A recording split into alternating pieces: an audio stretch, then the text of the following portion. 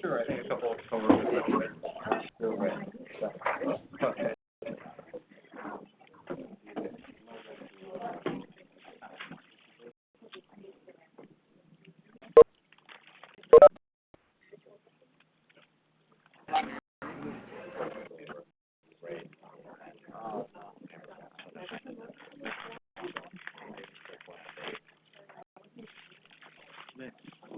Cheers. Actually, we're not.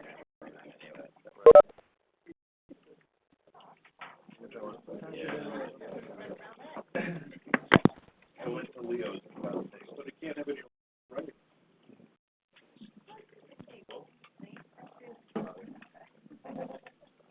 Put the ferry down, walk over, grab the bagel.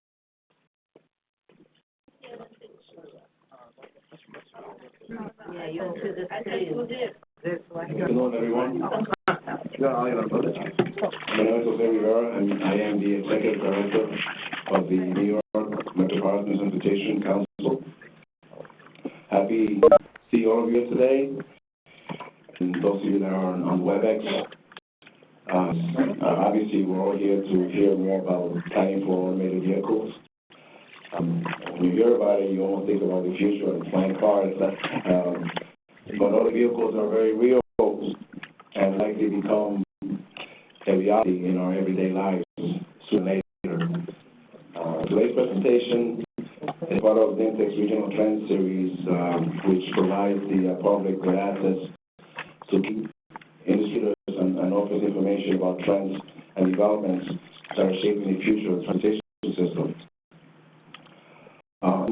In 2045, our regional long-range plan that was adopted, we know that automated vehicles and automated delivery are something that are going to come at us very fast.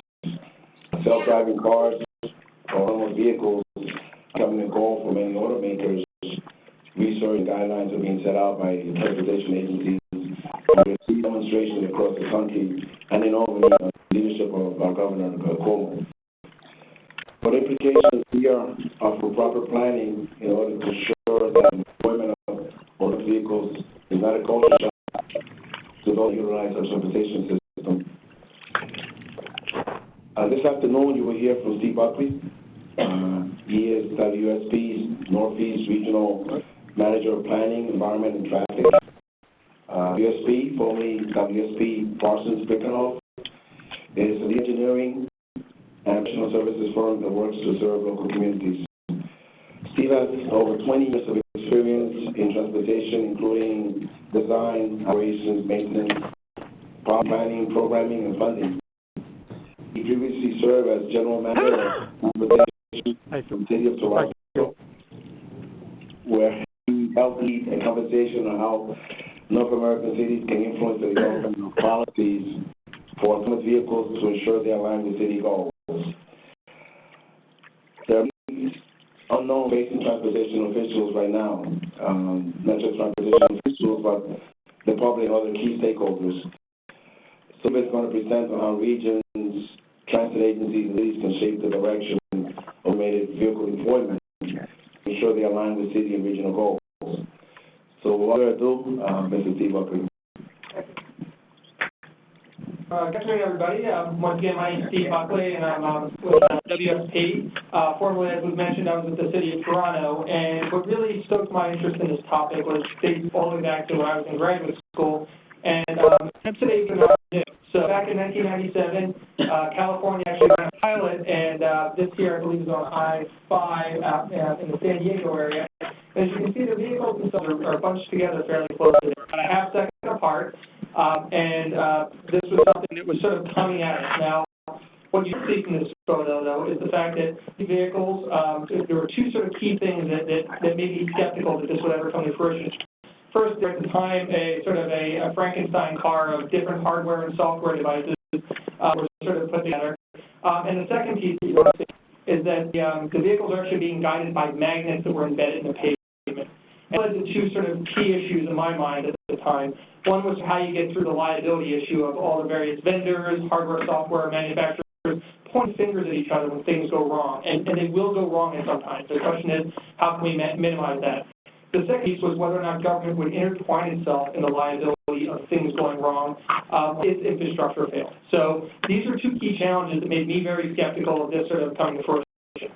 Forward to roughly December 2014, roughly 20 years later, I was running the City of Toronto's Transportation Department, and while they were not necessarily directly under us, at this time we were dealing with the Uber issue, which was very disruptive for the city, consuming a lot of time and a lot of bandwidth of sort of the public sector. And then my uh-oh moment was this, and it's now sort of known as the Google Fire car.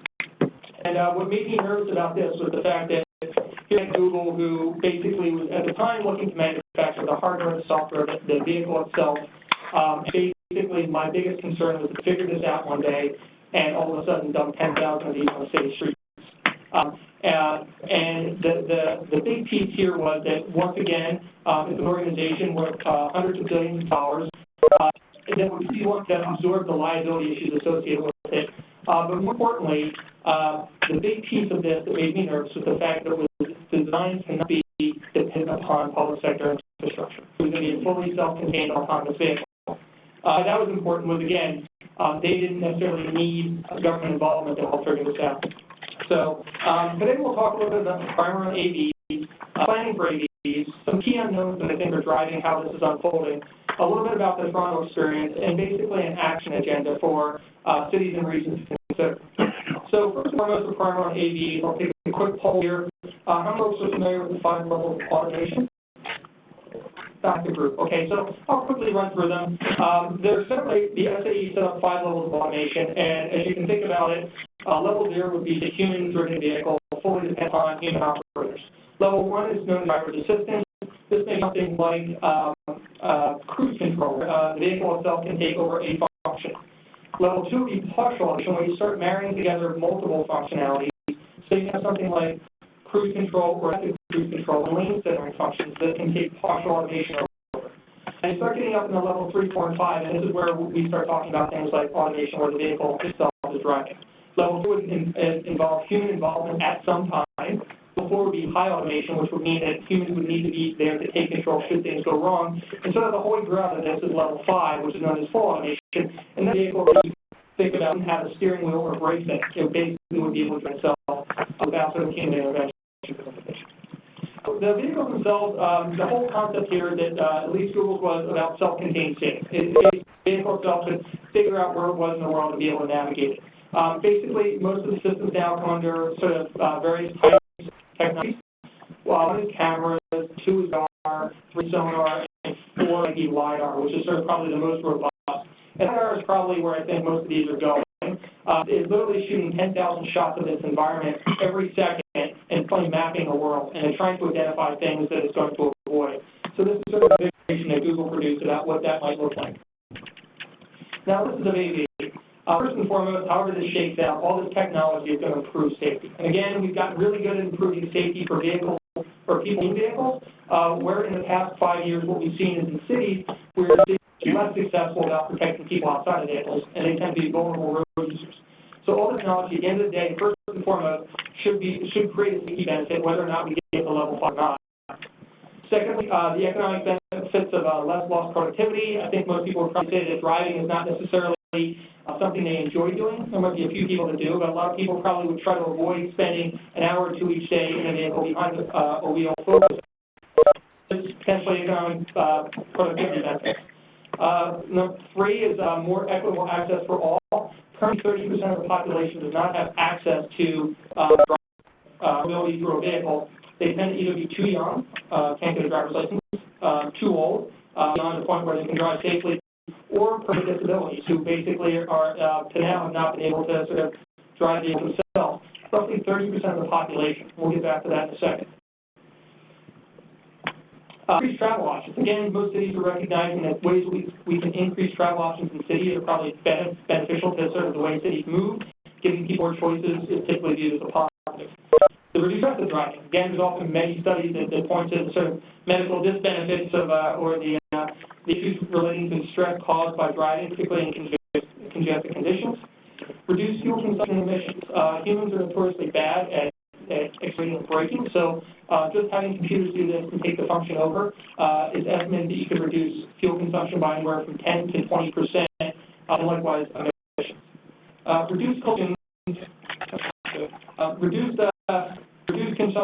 Fuel consumption and emissions. This basically means that the number of about 25 to 30% of our congestion is typically referred to as being related to incidents such as collisions. So to the extent we can sort of reduce that number, it's going to reduce congestion on the overall system. Finally, and I always put this one last because it's way into the future, is greater capacity reducing recurring congestion. Right now, we probably, there's a lot of folks that are touting this will be the savior of all of our congestion issues. The reality is it's going to take a long time for us to migrate off the human-driven fleet into sort of something that's fully automated and having enough automated vehicles out in the system that you're actually going to see benefits from it. As an example, I'll say my 78-year-old mother who's still driving, but she's not going to be comfortable. While to do it safely, an automated vehicle could follow her probably about a half a second and be safer than a human driver. However, she's not going to be comfortable having someone a half second behind her in a vehicle, so we're likely not going to see necessarily throughput issues until we get sort of a lot of penetration in the market. Now, there's ads that are coming at us right now. First is the private ownership model. I can change it.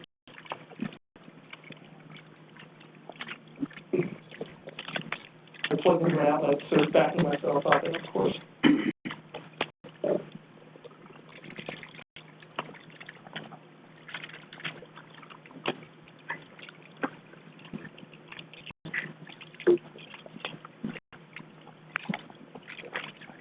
Here.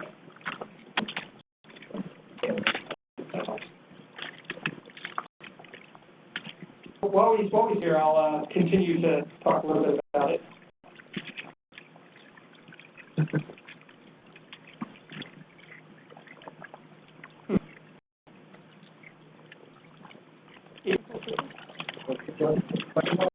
Yeah, sure, that'll help show that we're talking. I don't think there's much controversy about there, but what about something like NYMTC?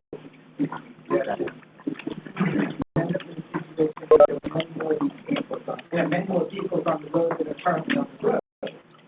So even if each one of them moves a safe or significant safe, like they do with the human vehicle, there's a part of from that that's going to have an increase. You have more vehicles because the number of vehicles triples. You know, there's also and also there's the self-testing with respect to congestion. Even if there are, you know, if human driving is made illegal and all vehicles are automated, it's not obvious to people that necessarily improvement in congestion because you know, they seem to be very cautious, unable to go out and do things illegal to, you know, get around the problem or whatever, and extremely cautious to avoid that. That may result in a larger number of vehicles with excessively cautious, you know. So, well, I mean, that you get a large number of vehicles, either improvements in congestion or improvements in excessive the per capita.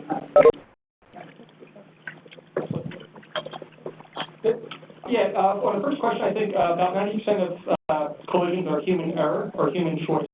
So even if we can reduce that in half, you're likely going to see a significant reduction. On your issues regarding algorithms, I think the intent is that over time, they are right now very conservative, very cautious. But the idea is that over time, we will sort of work through some of those issues. And again, I'll show you a stat here about what Google's been able to do in about a year's time in terms of its vehicle disengagement. So to give me thanks for buying me a minute or two there, but so there's sort of two paths that are coming at us. One is sort of a private ownership model. This tends to be driven by the auto industry. The goal here is sort of looking at incremental functionality built up over time. So again, layering on new functionalities over time. We're starting to do this with Tesla, who now basically gives software updates when it's able to do new things using an existing hardware and system, but new software in its back brain to be able to give additional functionality. The goal is mostly about private ownership again, so it tends to be auto companies wanting to sell vehicles. And this is starting to be here today. We're starting to see these functionalities develop up, and again, Tesla's probably the biggest product to date that we've seen.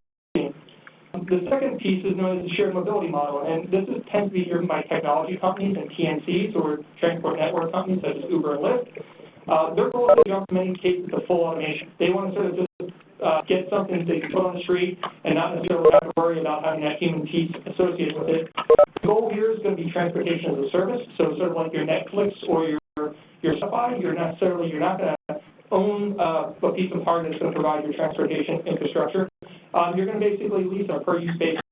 And finally, depending on who you speak to, this could be a few years away or many, many years away. So the complexity of AV is a big topic. It's a lot to wrap your head around. There's all these issues out there. Today, we're going to assume that all these issues get resolved, and the next question is, how do we plan for this? So we're going to focus today on just the planning aspect and presume a lot of those other issues are addressed.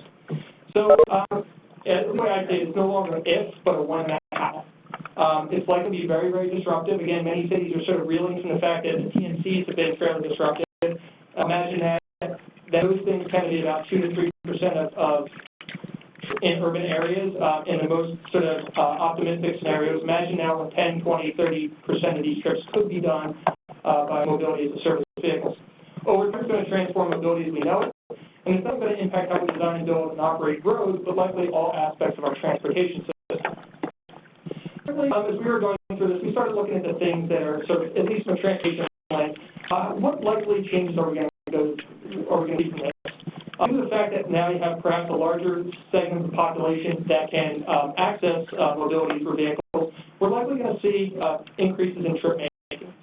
Because the cost of driving goes down, if you don't necessarily have to invest time focusing and paying attention, the distance of trip making will likely go up. The number of passenger miles traveled will likely go up again, primarily the number of people and the distance that they can travel. Vehicle miles traveled, we expect that may go up as well. Now, the question is, are you seeing enough shared bus seat in a vehicle that's actually going to drive that down? A 30% increase in potential users, longer distances, are you going to see that offset? Probably not, so we're likely going to see vehicle miles traveled go up. We'll probably see some fixed route travel demand, transit demand go down, and I'll talk about that in a second. This could potentially undermine focuses on active transportation. We'll likely see less parking demand, which may be viewed as a good thing. But we will likely see increased curbside demand, because people will want to get on and off where they choose, as we see in taxis right now. Now, big questions are congestion. We're not really sure what it's going to mean. Intensification, not really sure what it's going to mean. And while folks are already figuring out how to reallocate uses of the roadway for other uses, we're not necessarily sure how this is going to play out, what it's going to mean, and it actually may vary city by city. So some of the knowns, and I've identified what I think are the 5 big ones that we start thinking about.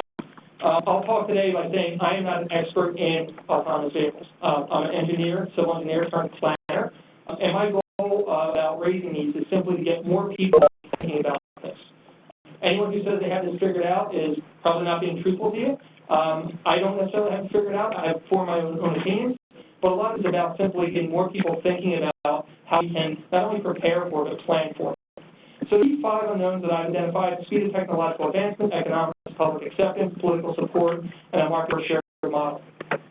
The speed of technological advancement early on, if it was just Elon Musk making these claims, I'd be a little skeptical at times. But we're seeing a lot more automakers sort of making bold claims about when this is coming forward. Now, this is a table we put together based on claims that are made by various automakers about when they see various levels kicking in. Again, these are the SAE 5 levels of automation. Levels 4 and 5 are sort of the holy grail. And again, depending on who you speak to, what we do see, though, is that a lot of the manufacturers are sort of coalescing around a window of roughly 2020 to 2025. Now, again, this is 3 to 8 years out. So the point here is that while this is no longer just one company making this claim, we're seeing a lot more coming out there, coming to fruition at least even within 8 years. We're probably going to see something out there. Now, 8 years is not a long time. 2010 is only 7 years ago. So the question is, we have a short window to figure out how we embrace this. Again, sort of some new stuff that came out recently. Some of the technology companies, Audi's looking at 2020, Nutonomy's talking about 2018 to do fully self-driving. Delphi and Mobileye are looking at 2019. So again, a lot of big statements out there. These are businesses. They're often sort of hyping their own thing. But again, I think as a player, I would say that the goal here is that when we see something kind of on the horizon, we probably should be taking steps to see what we can do to plan for it well. Most recently, probably about 3 months ago, I was in Pittsburgh. This was on the street. There was behind the wheel. There's another hand on the steering wheel, and the vehicle itself was actually driving. I watched it sit through 2 light cycles as it was afraid to turn across pedestrians in the left crosswalk, but it eventually made it through. So, again, these vehicles are out on the street right now, and they're functioning. They may not be functioning as highly as we want them to at some point, but they are out on the street. Now, this is an interesting one. This came out in February, but California requires these companies to report on the miles driven under automation and then the number of disengagements. So, a lot of information on this one, but I'm going to draw everyone's eyes to Waymo, which is sort of Google. In 2016, they drove 635,000 miles under automated conditions. Number of disengagements, 124. That's 1 disengagement every 5,000 miles. And again, in comparison to where they were in 2015, they had 1 disengagement over every 1,200 miles. So again, the vehicles are getting pretty smart about this. Many of the other competitors are not necessarily in that realm. And again, you do take this with a grain of salt. Google's probably driving under sort of some most ideal conditions, things like freeways. So the point here is that this is coming out of quickly. Second, economics. So this was a study that was done by ARC Investment Management. They're a company that evaluates technology. They expect that by 2030, the cost per mile could come down under a shared EV to roughly 35 cents per mile. Morgan came out with a report last year estimating that a cost in 2030 of a shared model could come down to about 50 cents per mile. It was done by Boston Consulting Group, who had it in a range of perhaps 60 cents to $1 per mile, depending on occupancy. So with this, you're seeing the industry coalesce maybe around something that's about 50. That would be in current dollars, but in 2030 operating. So if it was inflation adjusted, it would be lower today. So, but just give you a sense. So even let's just pretend $50 to $1 a mile is probably where the cost would be. Not necessarily where the price could be. Why is this important? When you look at the stats, roughly half of transit trips on the surface are under 5 miles. Nearly your transit fare is $2.75 now, if that's correct. At 50 cents a mile, that means that any trip under 5 miles, you could get point-to-point service for the price as you could for a transit fare right now. And so, but the point here is that this is going to affect consumer behavior. Again, it doesn't necessarily mean this is the price that someone's going to charge. So maybe they're charging $1 a mile. But that means that even trips under 2 miles would be roughly point to point. You don't have to walk to a corner, hope the bus arrives, run, get to the other end, walk it, and then walk to your destination. The economics just scream that there's a portion of transit that could be impacted by this, and you just think about that. Public acceptance. This is Bill Ford. The technology may be ready for society. I don't disagree with that. Some certain studies have been done. This was, again, by World Economic Forum and Boston Consulting Group. It's like 2015. Still an abstract concept, so the stated preference is always sort of a little, you have to treat it with a little bit of skepticism. But these are some countries and questions about would you use an AV? And this is a percentage of very likely or likely. Shockingly, developed countries or developing countries are actually seeing higher rates of people that are willing to do this. It might be a function of the fact that they don't have great options right now. But the point is that you're going to see great variation among countries, not only countries, but you'll also see them within our country, within cities, and even within regions. Political support. This, again, is the Google Firefly. What you probably can surmise about this is a glorified golf cart. It's electric, but it's lightly engineered. You can imagine that on a freeway going 80 miles an hour, this thing's not going to stand up too well against a tractor trailer. So to sort of pull this off and to drive the economics down to where this becomes competitive, these things are going to have to operate in an environment where they can do so safely. And they mean AV-only facilities or AV-only zones. So just something to think about. And why political support is important is, are you going to have elected officials that are bold enough to say, we're going to create AV-only facilities, or AV-only lanes, or AV-only zones within our city that can enable this type of operation? Again, some bold statements politically. Helsinki announced, this goes back a few years, but Helsinki announced that they plan to transform its existing public transportation network into a comprehensive point-to-point mobility on-demand system by 2025. Again, a bold statement, came from an elected official, whether or not technologically you can pull it off. It just shows a different level of political support than perhaps what you see in San Francisco, where Google went in a little hand-handed and tried to put cars in the streets without sort of following the California rules, and San Francisco threw them out, and then the mayor of Phoenix said, come to Phoenix and you can test here. So, but again, there's going to be political winds that affect how this unfolds in each and every city. Again, this is here in London, where they put some infrastructure around the airport. This is Heathrow, where they build infrastructure to sort of pilot small vehicles. And finally, the factors that influence the shared model. Again, the economics are going to strongly influence the viability. These are companies that want to make money. They're going to put them in areas where they're going to generate revenue. And basically, unless we see a quick, definitive action by cities or transit agencies, this is going to be driven by consumer preference and pricing. We're not really at the table. Cities are not at the table now in terms of how this is unfolding. Shares will not likely work in all areas or under all needs, so there's likely still going to be a strong market for privately owned AVs. A salesperson, a person who likes to keep their hockey equipment in their car, they're not going to be lugging it in and out of a shared AV. So there's still going to be a market out there for privately owned AVs. Public acceptance will likely not vary regionally, but even within regions. And then finally, AV-only facilities or zones will need to make either smaller lighter vehicles that make a shared AV model more economical and attractive. Yes. What's needed with that model is the ability and public acceptance of vehicle driving. Yes. Quite frankly, if it's going to come to your house, they will be with the other people, and it means that the vehicle or someone else is staying again. No, I think the public acceptance piece, the consumer acceptance piece of this is going to be huge. But also, as we're seeing now, they've done surveys with people about would you get in one of these things, and now they have some products out there, the old Navia, things like that, where people get into them. Their opinion of them dramatically. So I think there's a bit of this that, because it's the rack right now, people are a little nervous of it. The question is how quickly will the consumer be able to sort of embrace it, and it's sort of an unknown right now. So I disagree with you. So anyway, factors driving where shared mobility is going to land first. Again, there's, is there a market there? Is there density? Is it a tech-savvy city? Is it a city that's a cut to sharing? So is there high trade usage there? And is it wealthy? These guys are going to put their vehicles, we're going to make the most money for them out of the gate. Is there political support? Is there infrastructure out there? Has this been thoughtfully woven into transit as we know it? And then finally, there are issues that make some places better than others. They like Phoenix and Miami right now because they don't have things like snow and massive hills. So weather is going to be a factor. So that'll influence in terms of how this plays out. We'll look at, though, in terms of how this might unfold, where Uber expanded out of the gate. That's where they saw the biggest markets and the biggest opportunities to make money. San Francisco, New York, Seattle, Chicago, Boston, D.C.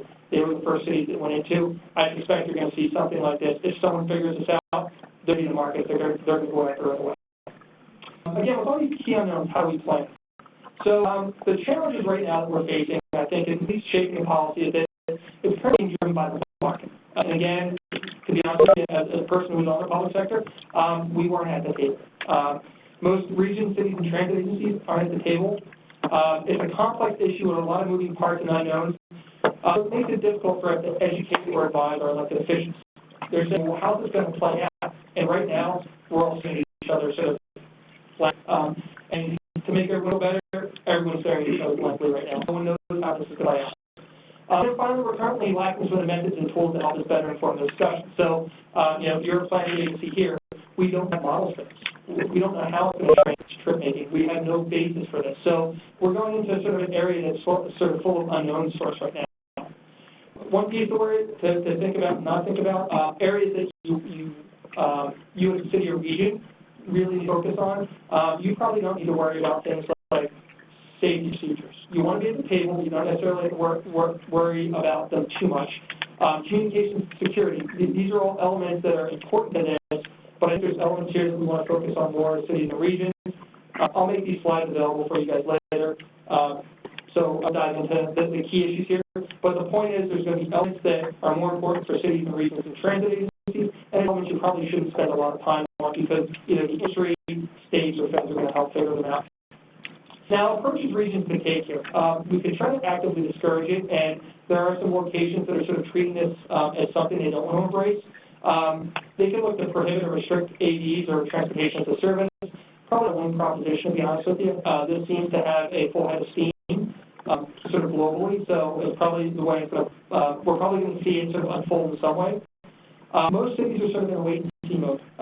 They see how this is starting to move elsewhere, which may be fine if you're Topeka, probably not good, though, if you're New York City or D.C. or Chicago. Starting to see some cities raise this a bit, and they're doing things like trying to build connected infrastructure in there that will support AVs at some point. You can do things like map your attributes and put them out there on the data. You can map your curbside regulations. You can sort of develop standards for technologies about how you deal with issues around lane closures and things like that.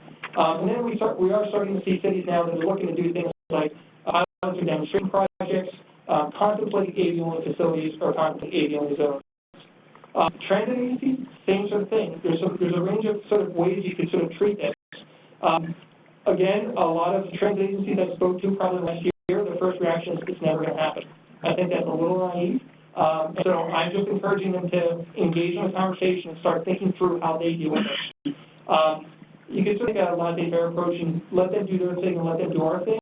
I think there's a lot of transit agencies right now that are feeling that Uber is starting to eat into their ridership as it exists. Now, if the price of Uber drops in half, what's that going to mean for additional transit ridership? There's a model here where you partner with these providers. You become an extension of your transit system. It's sort of rethinking transit as we know it. And then there's probably one where you sort of embrace it and say, we want to partner with you to be the owner and operator of this, or we want to partner with you to be a partner in partially funding for this. So, again, transit agencies need to think about how they want to bring this into their organization, but I think putting your head in the sand probably doesn't make a lot of sense. In Toronto, I'm not going to spend too much time on this, but again, 2014 is sort of when my light bulb went off in my head.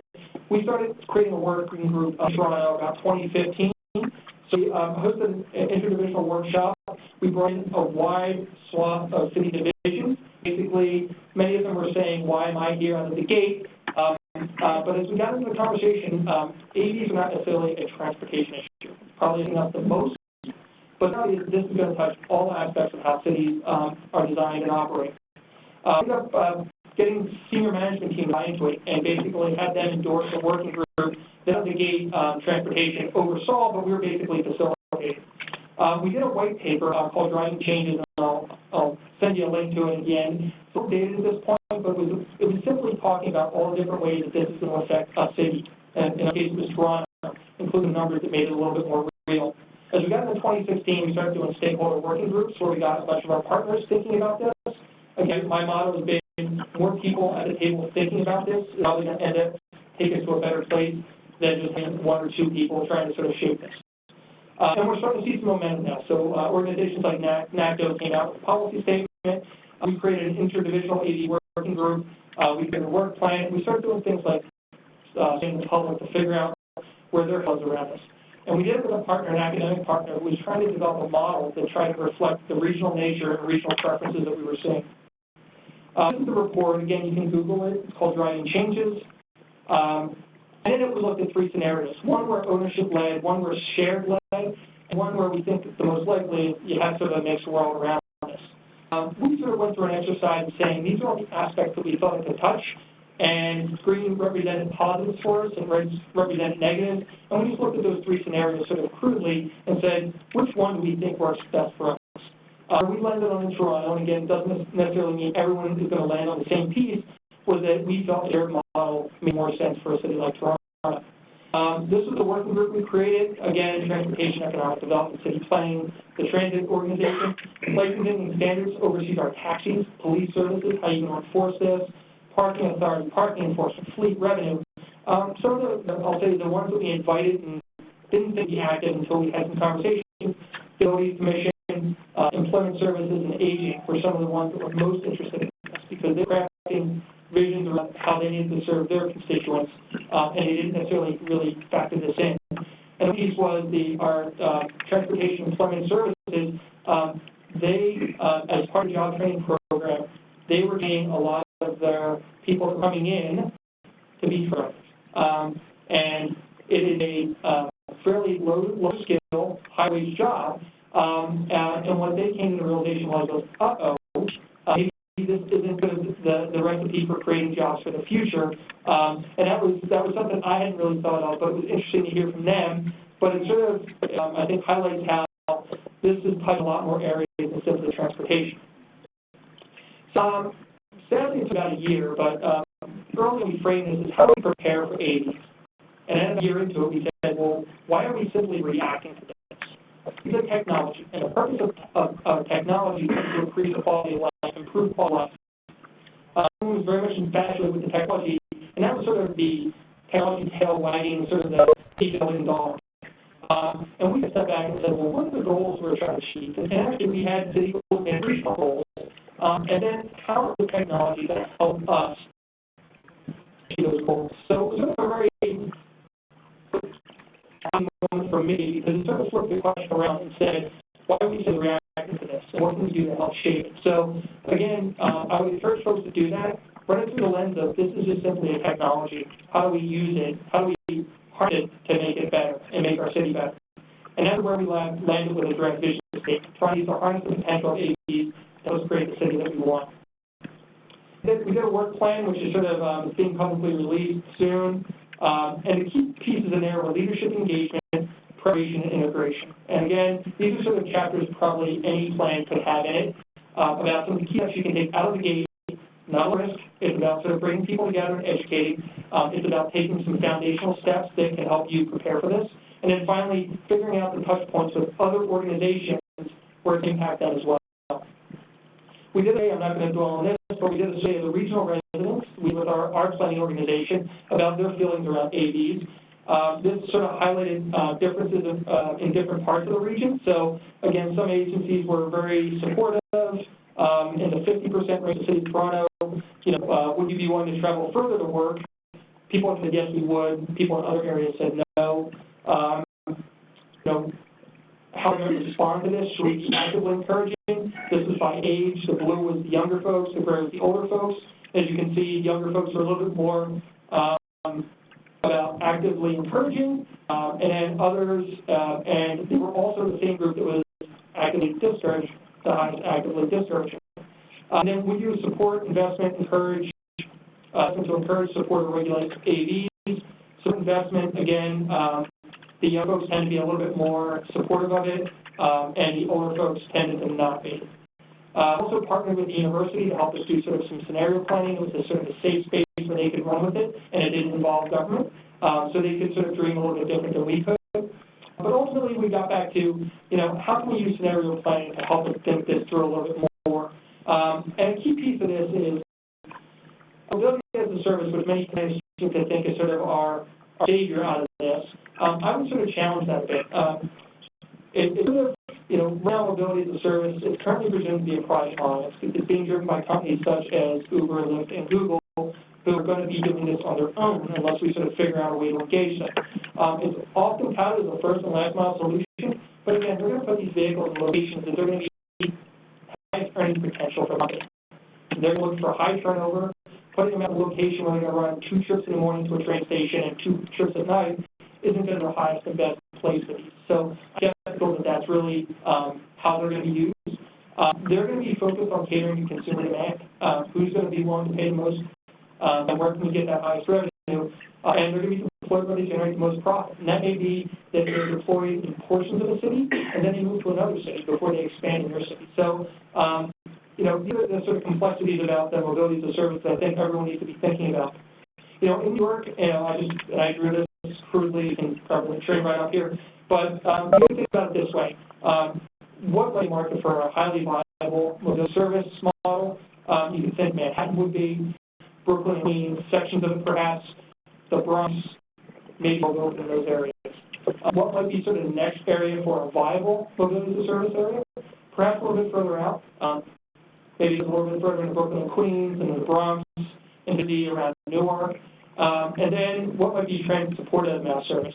And could you think of it serving, MTA service, Long Island Railroad, Metro North, and New Jersey Transit. So this is how, if this is left solely to private hands, this is how you will likely see it deployed. And that's gonna be their focus on this. And it's just something we did in Toronto. This was sort of something we worked up. But we wanted to sort of try to shape this so people could understand it. This scenario of mode share with shared leasing, and as you can see over time, in perhaps the next 10 or 15 years, you see a growth in the shared market, and private AVs don't really take up a large space. However, this isn't necessarily going to be city. You might see a scenario, this is one we call shared lease, and this is one we call private lease. This might be a San Francisco or a Boston. It might be Atlanta or Houston, where you're going to see perhaps their adoption of private AVs as opposed to shared AVs. Some wild cards to consider, again, these might throw a wrench in everything. Catastrophic events, I think all these companies have an incentive to not have this go wrong. Something catastrophic could set their business back 5 years. So the hope here is that they're going to take it seriously enough that we're not going to be deploying things that are going to be risky to the public. A second piece of this is sort of, I'll say it was a sort of dirty secret, but it's not really a secret anymore, is most of these companies, a lot of their value in this is about data. And it's sort of rumored that one of the companies may be willing to let you ride these things free if you're willing to give up your data. It's lucrative. So the question is, at some point, if there's a backlash against data, to sort of undermine any of their business models. The action agenda, I'll leave with this. The realities are that many planners believe that this is going to unfold in some sort of thoughtful and controlled way. This is a race, and this is a race to figure out who can get this done first. Two, they're going to be trying to build these things probably in, I would be surprised if they have hundreds of plants lined up in other countries where they can build these things and get them on the street as quickly as possible. This is about being Amazon of transportation. This is about being the, let's say, Uber of transportation, the Google of data, the Facebook. That's what these companies will be. And unless we see quick definitive action by states, transit agencies, and cities, this is going to continue to be market-driven by consumer preference and pricing. So I think there's a role here, but we got to get ourselves at the table. Conversation is being driven by politically active industries, and it says hundreds of billions, I would say probably trillions of dollars a year. So again, there's huge financial incentives for these guys to be the first to the finish line. Some companies in this space appear to be driven entirely by profit motivation. And I say that sort of as the private industry on this front, but I think it's really important that planners think about what are the motivations of the companies in this space right now, and how are they going to act. I think that's important. It's not going to be this controlled and well thought out thing. It's going to sort of be how Uber did it. They're going to come in, they're going to try to move as quickly as they can to sort of become the 8,000-pound gorilla. What's it for planning agencies? You'll likely major advancements will be questioned or challenged, but there may be opportunities for new funding and pricing mechanisms as well. The technology that's being put out there is going to enable us to do lots of different things. For cities, they're going to feel it first. They're going to feel it on the ground, and it's going to be highly disruptive to how streets operate. And then investments will be questioned, not necessarily even just major investments, but the main investments will be questioned. And mass services, particularly unregulated, will begin to cannibalize some of the surface transit services. I think developing a work plan for a region is important, or even your agency. Keep the focus on leadership and engagement, informing the discussion, coming up with technical ways that we can help make this a little bit more real. Preparation, what are the foundational steps that you can take to help facilitate this, or facilitate it in a way that you think is good? And then integration, how do we figure out how this impacts the other aspects of our regions that we necessarily really thought through? Again, my first question was this is a transportation issue. This isn't just a transportation issue. It's a city issue. It's a region issue. It goes beyond transportation. Regions, I recommend, and this is I've given this presentation to several NPOs now, meet and educate your partners on this. Review regional goals and frame your discussions around those goals. Folks recognize that. Develop scenarios that are likely for your region. Develop some tools that can help you inform the conversation and make it a little bit more real. Your officials may give this 0.2% of their time right now. It's an afterthought in the back of their head. We need ways to communicate to them in ways that make it more real and concrete. Things like scenarios and numbers makes it a little bit more than this abstract conversation that's sort of occurring right now. And begin to consider alternative funding and pricing models and figure out how we can incorporate that from the outset. Outline it as part of your plan, your vision for how we're going to embrace this moving forward. For city, convene and educate your city departments, review your city goals, and frame discussions around those goals. I think it's important maybe to develop principles on how you want to see this unfold. You may not have all the details, but basically articulate how you want this to happen, how you don't want this to happen. Develop scenarios and assess them, create your work plan, and I call create a break glass plan. And, you know, if someone figures this out, what are you going to be able to do in a one-year time frame? Start thinking about that and update it. In case of emergency, break glass. For agencies, you have to think about this.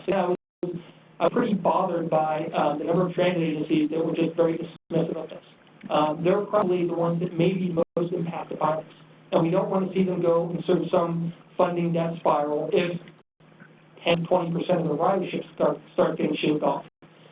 Review their mission. It's important for the public transit to realize their goal is to provide public mobility, not run buses. So they need to really rethink how they operate a transit agency moving forward. Begin discussing and evaluate potential directions that your agency could take. And I'll go back to that graphic that I had before about resist and embrace. There's probably 4 models out there. They could do nothing and just sort of let them do their thing. There's figuring out ways to partner with them, and then there's figuring out ways that they sort of incorporate it into the transit agency themselves. Pretty just range of things, but it may not be sort of the same model for every city or region, but it seems to make sense. And finally, begin to set the ground rules, even if just principles about how you would, a transit agency, embrace this. So some key resources here. This is something that was produced by a colleague of mine. It's a guide for government agencies thinking about driverless. And we'll make the presentation available if you want to hunt this down later. A listserv, Smart Driving Cars. This is by Alan Kornhauser out of Princeton. He basically takes the best articles that are out there and puts a little commentary on it as well, which is often humorous. But he basically does a pretty good job. The analysis of all the latest media releases comes out every 2 weeks. And this is a sort of one in Canada called CABCO. So you hunt these down. They tend to be listservs, and we'll keep you updated as well. So takeaways, this is coming fast. You have a chance to guide it, or you're going to be responding to it. City agents and transit agencies have a chance to shape this, but they need to move now. They need to get now. They need to engage state DOTs now. They need to engage the feds now. Finally, while there's a lot of unknowns and it's very complex, we can't paralyze this. You know, start moving in a direction. You're going to attack at some point, but have to start the conversation now to make sure that we are leading this. So, to close this out, the best way to predict the future is to create it. So, I'll wrap it up there. Thank you.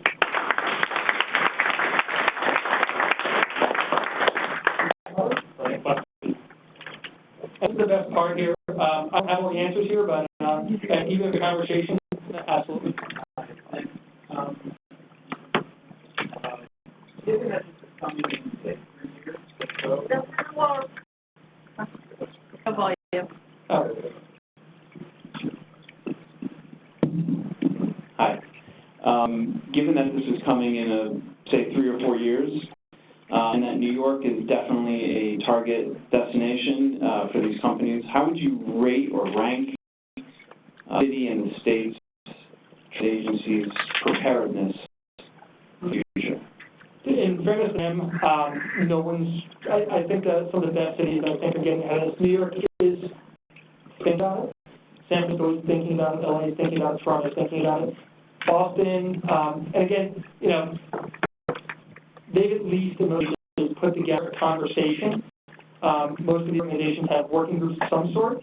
Now, the question is, what is the breadth of that working group? And again, most of them have probably been inter-agency, not necessarily inter-agency. I think there is sort of a fear that folks need to start talking about this out in the open and getting more people thinking about it. Again, it's a messy process, and I think ultimately the best chance to pull this off well is to sort of get more people at the table, inform conversation, and to shape this earlier. So, did I answer your question? Good presentation, excellent presentation, thank you very much.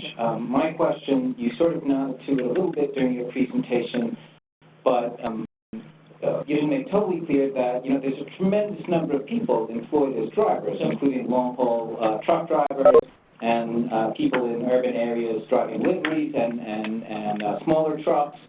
If what you're describing in your presentation actually takes place over the next 5 years, is going to be one of the most striking disruptions in the American labor market since the Civil War. It's a bold statement, but sure. Well, but probably accurate. Yeah, no, I think it might be starting in 5 years. Probably is going to occur, the transition is probably going to occur over a 10, 20-year period. Well, even during that period, it's a tremendous fraction of the, American labor force engaged in driving activities. So in the planning process, or I'm inviting your comment on that in particular, should cities and other, players involved in this be engaging with organized labor to plan for this, and what plan for the disruption of workers do you have in mind? Yeah, I would say, I mean, technology's changed things over time. We used to have a lot of stenographers. It was an industry that probably, for the most part, gone away. So, I think what you're hoping is that the speed doesn't happen so rapidly that it's completely devastating to certain segments of the industry. I probably would say that you might see change job duties. So now instead of having a truck driver on city street, FedEx driving a truck around, making delivery, what you have is a vehicle that could go around, say, in 15 years, and you have people that are still parceling it up to offices themselves. So it may be that there's less driving in that situation and more people doing other things. On the transit side, what we've talked about, it's not like they're going to figure this out and they're going to have fleets of buses run out there without drivers in 5 years or even 15 or 20 years. It might even take more time than that. We've seen technology in things like in fare booths at transit agencies. You used to have people in there all the time. Now technology's changed that. So what do you have now? You tend to have things like station ambassadors. So it doesn't necessarily, I think that there's going to be a lag here in terms of how long this takes. The important thing, though, is that everyone is doing everything they can to think about it and prepare for it. I don't know the answers, but it's just sort of, again, this is why it was for me, Employment Services, their first question at the meeting was, why are we here? And I said, well, we're just inviting everybody. And I was even saying that and then they told me that, we're training to be truck drivers. So saying not only is it not going to grow, it might be shrinking, we then start to think about what that change might look like over a 10, 15, or 20-year period. So, that answer your question? Okay. What will be our price? What have we done in terms of our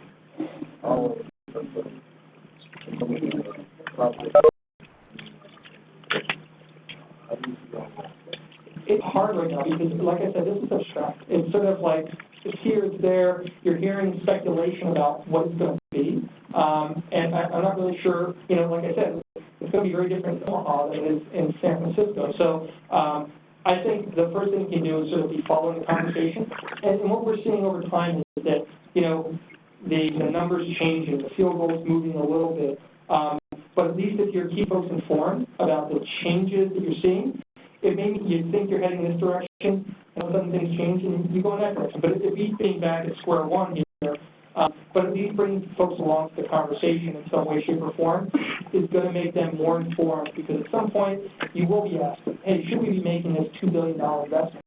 And you don't have to be. So we're starting things like the companies that do the off-the-shelf modelers are starting to think about how they put this into their work.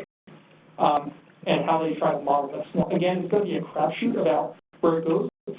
And a lot of what you put into the model, or a lot of what you get out of the model is only as good as what you put into the model. So your model is going to have perhaps a lot of different assumptions in Philadelphia, Mike. And so these are just sort of some things that scenario planning, just simply because you can imagine 4 futures. What you may get to is a point where you say, well, we definitely don't want those two. So how do we shape things to get to these two? So just going through that exercise, I think, it's not necessarily landing on where you want to be. You're probably identifying where you don't want to be. So that in and of itself might be valuable. So for that, okay. How you doing? Yes, sir.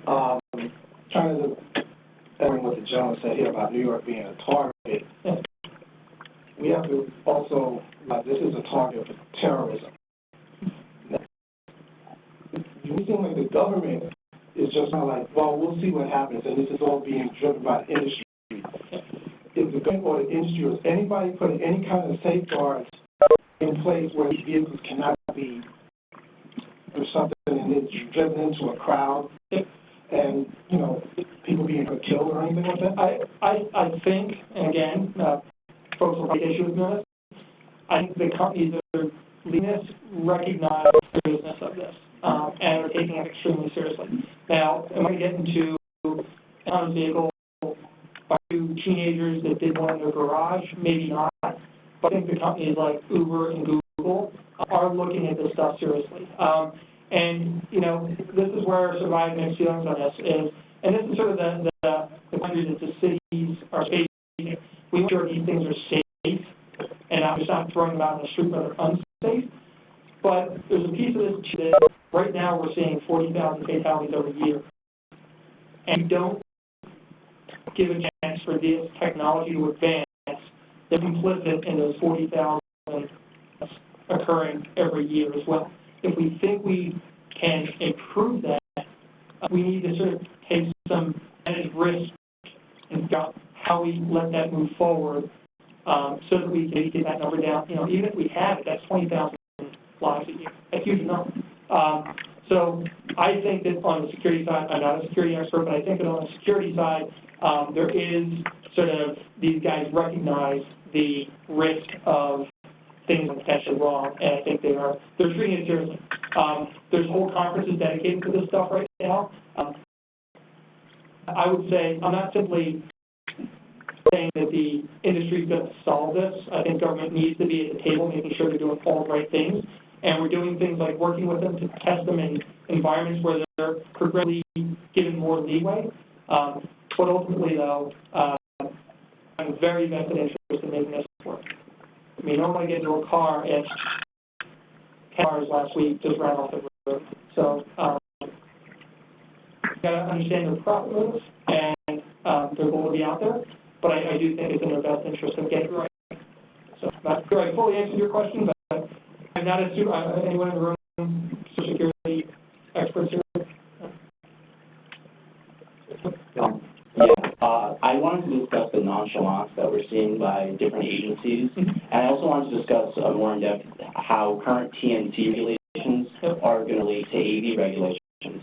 And discussing, we're saying, oh, we have no idea what it's going to look like. We actually do know what a shared AV is going to look like. It's just going to be an Uber, but without a driver.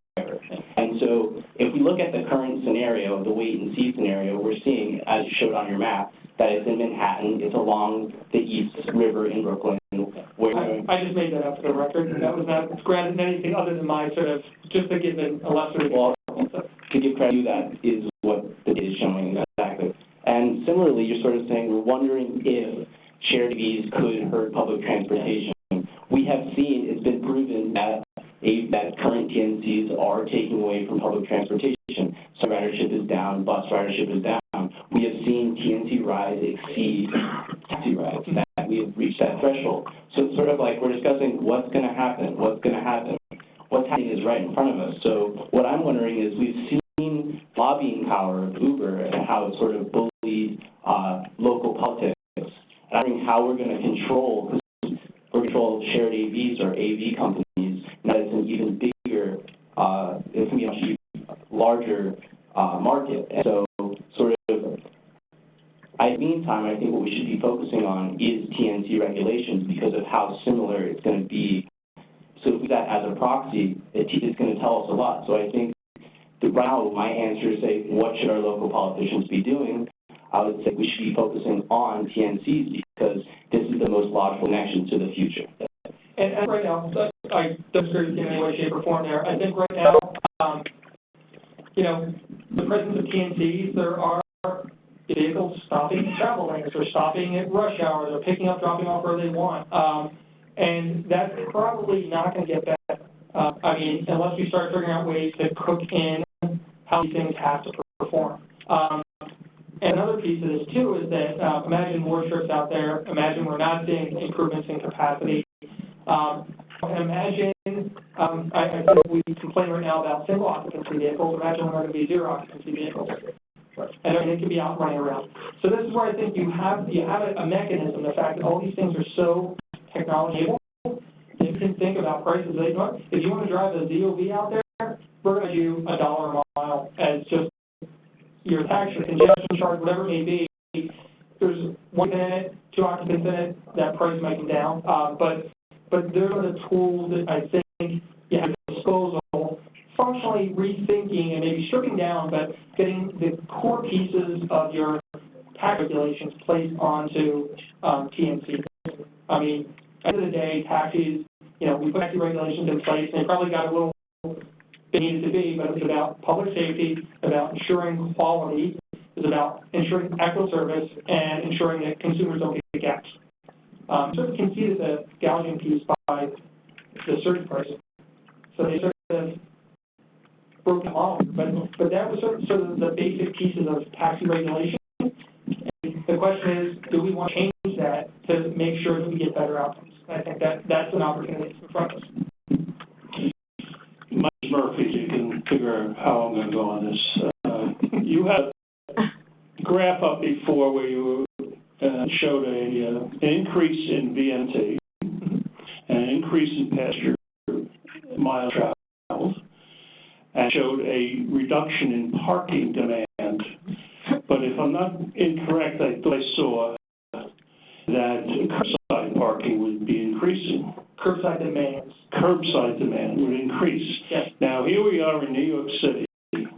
A lot of players who get dedicated to reducing dependency, use of cars, totally opposed to what you're talking about.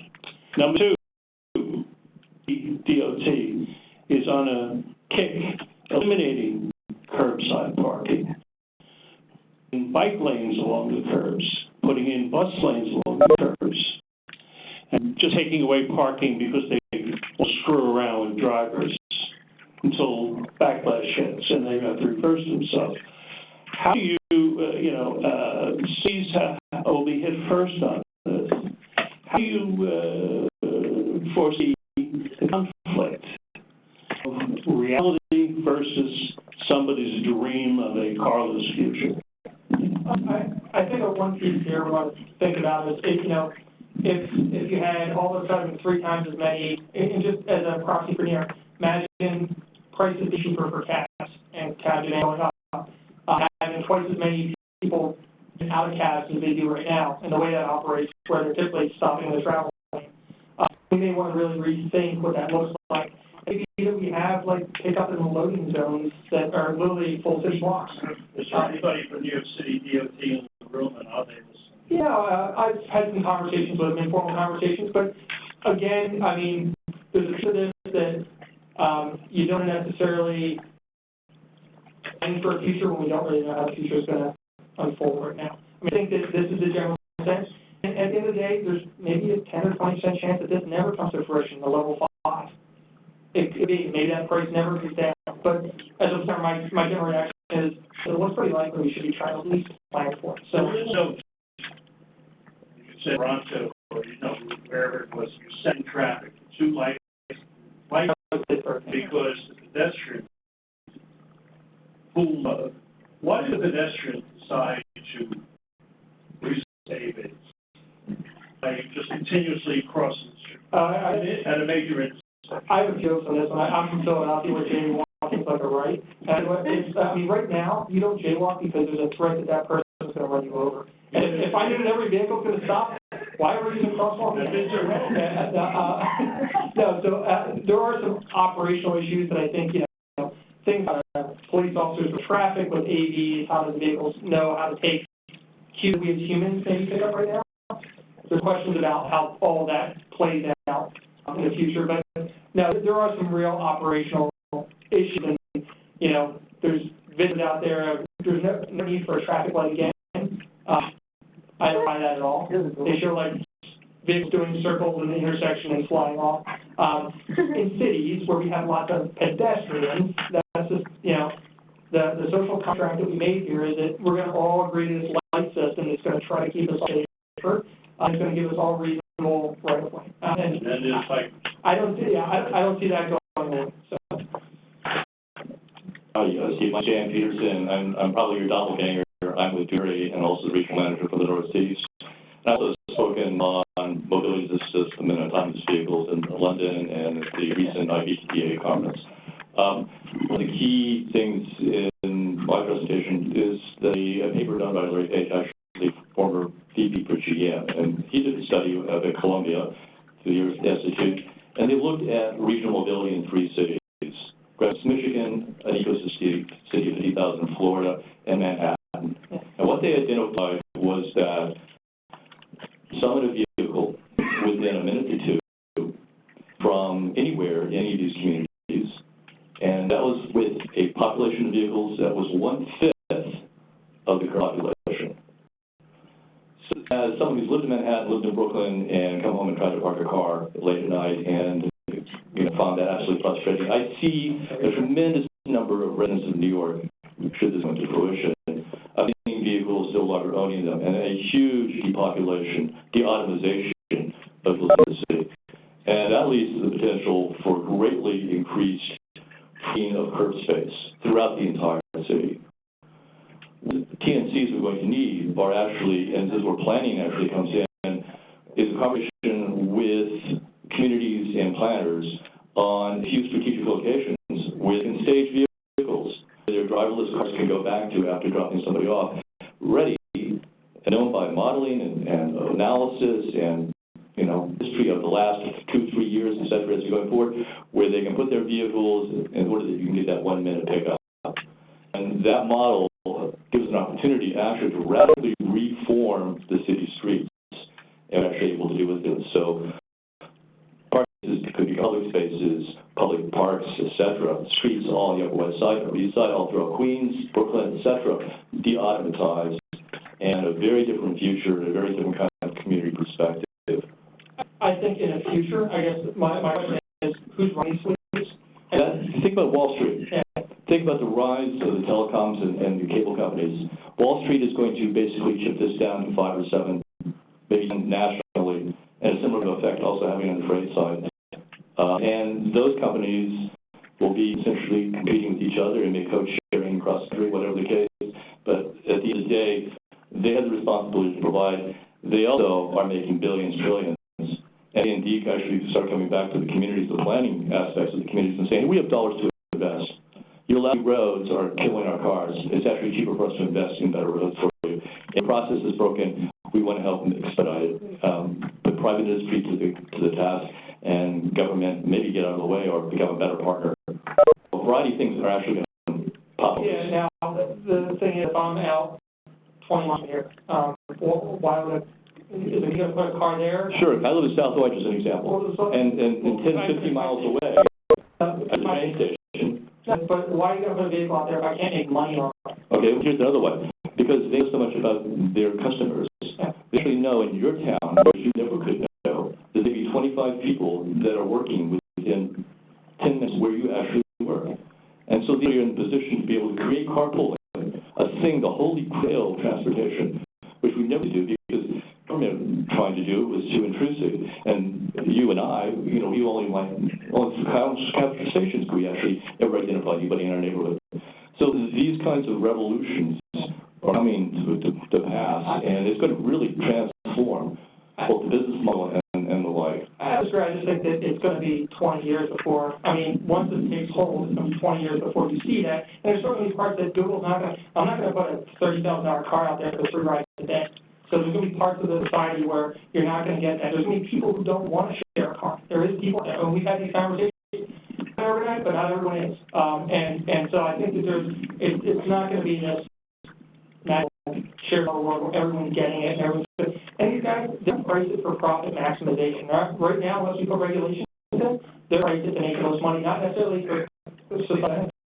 Which, again, we can have a debate over that, which would be a long debate. But these are the realities that sort of filter in. This isn't being led by planners. I'll say that. We just spent all day questions. We've not done any questions from our next participants. I don't know if anyone has a question for Steve. I think quite a few people signed off already. I get no questions from the.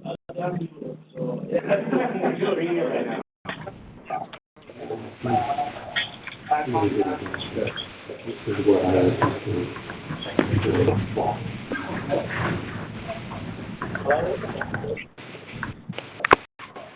house was built a lot, so I have one example of how to say 12. Any WebEx participants have any questions? Be out of here August 26th.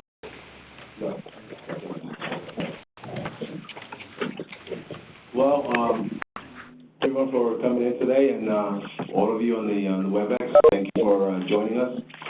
Steve, this was a great presentation. We should have set the whole day aside for this. Well, your signal four on it. We can do that. Thank you very much. Thank you.